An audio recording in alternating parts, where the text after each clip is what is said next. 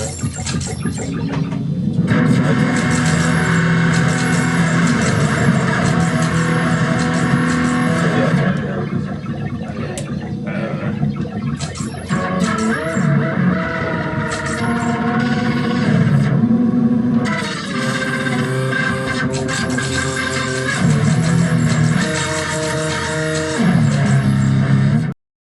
have a toggle switch over here.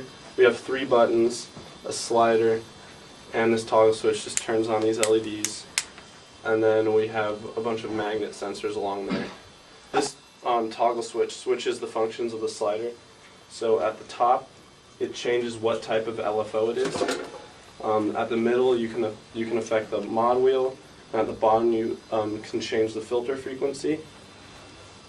These two are both set to different amplitude release values. So if you have it at the bottom, it's kind of like a mid-range release, so it holds a note for a little bit and then cuts out.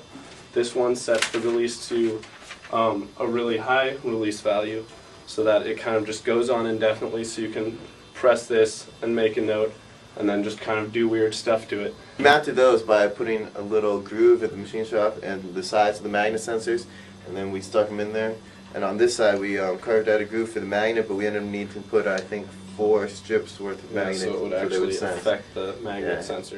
This sword, it has all the same features, except obviously the magnet strips of the sensors. And a working accelerometer. And a working accelerometer, yeah. That accelerometer, melted by the glue gun. So this toggle switch has 3 positions, which goes between 3 different channels in max. The subtractors goes through a phaser and then a screen sound destruction unit. Yeah.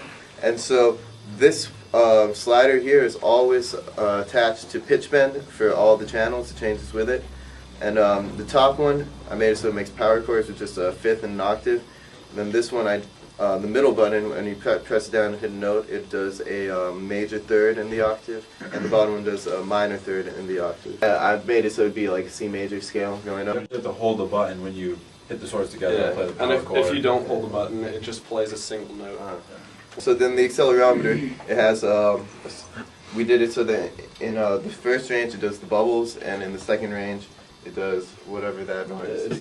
These first case are for the, I think these are for the chords. Chords, yeah. So when you These are for the chords, and so those are adding the values to the actual notes, which adjust the chords, and then these play the notes, and that goes to a flush, which goes to note out.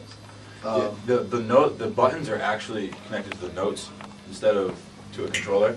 So what it's doing is it's looking for note 16, 17, and 18, which are the 3 buttons, and then it's saying if note 18 is held, then it's having you play the chord when they hit. Over here is the accelerometer. It's the back and forward motion is always controlling the LFO rate.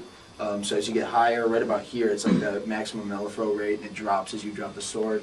But it also, if it's about, if you give it kind of just like a little bit of like a shake, it makes like the bubble noises, like when you're just moving it around. And then if you give it like, if you bring it all the way up and move it a little bit, it gives you that cha-ching sound. When you jerk it. I was just trying to go for like a beefy, like synth type noise. The LFO type over here is just getting changed as you move the slider up and down. So you can actually switch between like whether it's like frequency modulation or like the oscillator, filter frequency, oscillation, or just oscillating the waves. I put a second LFO on this, which has a little bit of a delay, and it affects the phase a lot. So it kind of like makes like a pulsing feeling as the note is held longer. That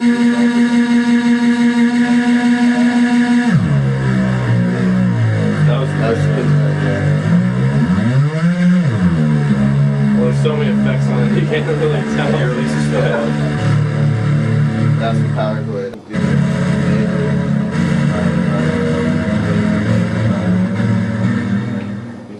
And the function of the lights? Well, they just look really cool. Yeah. Put them on, and then you got the blue side and the red side.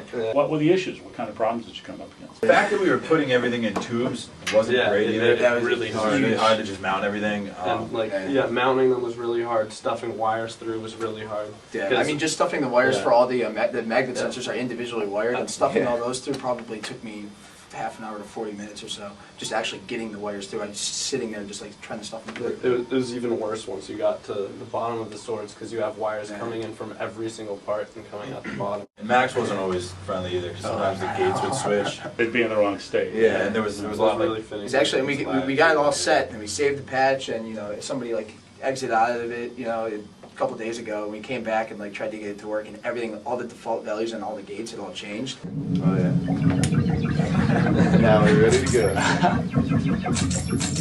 go.